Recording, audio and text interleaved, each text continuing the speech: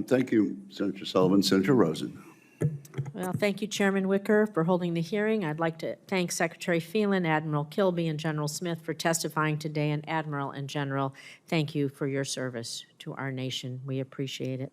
I want to talk a little bit about Naval Air Station Fallon and modernization. So Secretary Phelan, as you know, the Nevada delegation has worked closely with the Navy, federal agencies, tribal governments, and local stakeholders. We've worked with them for years to secure the Fallon Range Training Complex modernization in the FY23 NDAA, expanding the range by over 600,000 acres to meet critical national security training needs. Now that the Navy is moving forward with modernization, I again want to underscore the importance of fully meeting the legal requirement that grazing permit holders who will no longer be able to use this land receive full and complete compensation for their lifetime losses. They will never use this land in Nevada again. Unfortunately, the initial payment offers the ranchers on the B-16 range. They've fallen well below expectations and estimated value.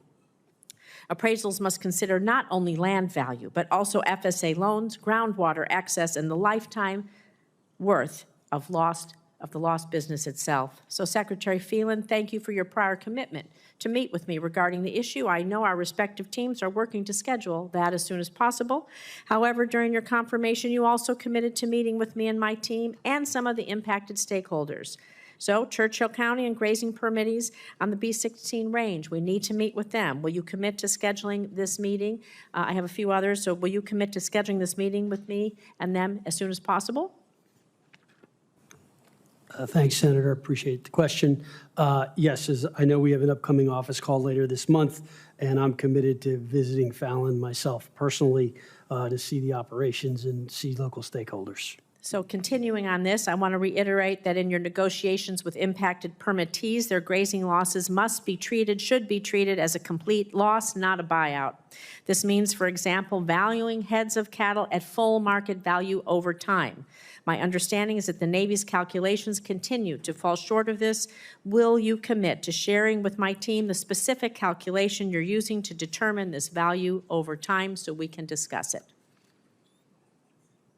Senator, I will look into these specifics and try to understand them better and come back to you with an answer.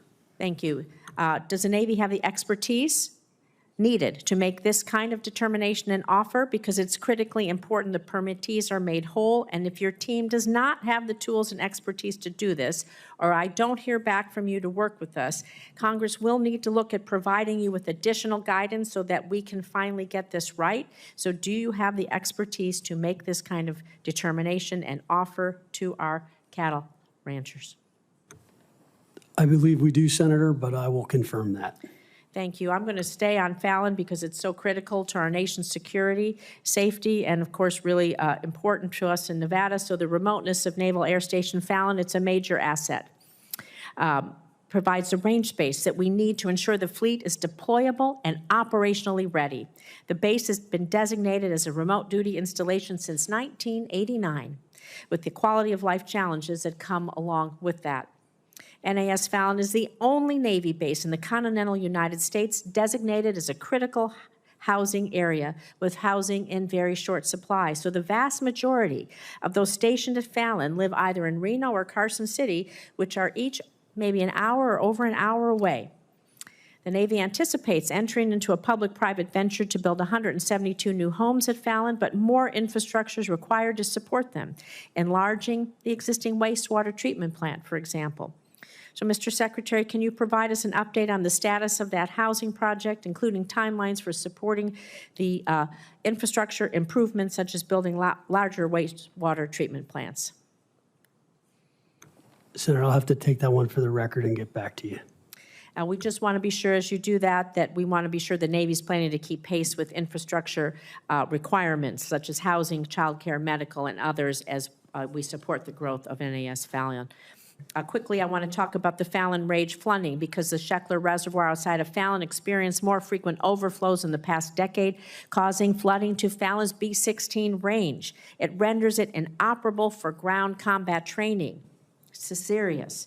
The Bureau of Reclamation owns the reservoir. Its infrastructure and water flow impact the Navy, all while the Navy's investing millions into range modernization.